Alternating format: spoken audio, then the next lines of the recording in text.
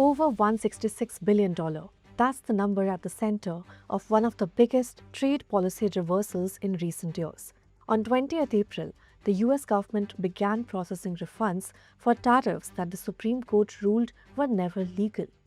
The money is now starting to move. But who actually gets it? And can Indian exporters benefit? The US Customs and Border Protection has launched a new digital system called CAPE, the Consolidated Administration and Processing of Entries. Here is how it works.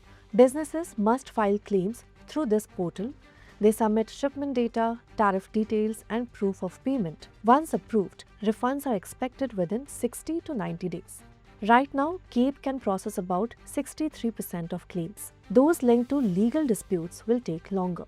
The refunds go only to US importers, the companies that paid the tariffs at the border.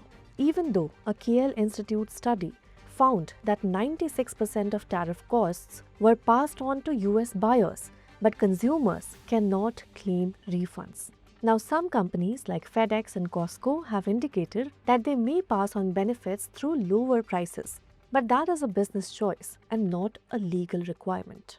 About 53% of India's exports to the US were affected by these tariffs.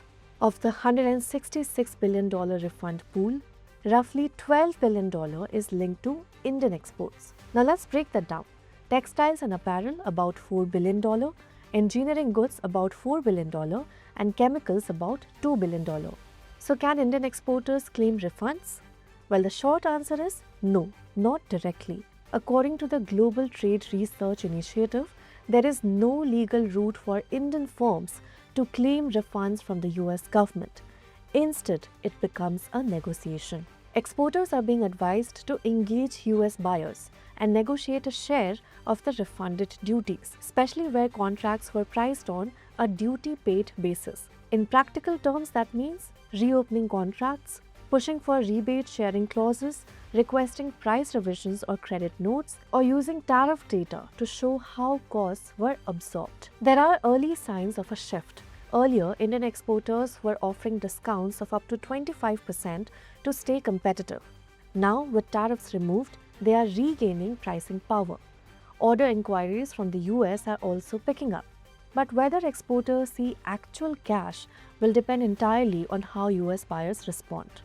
And there's one more complication. Donald Trump has said that he will quote-unquote remember companies that do not file for refunds. In effect, he is encouraging businesses to forego the money.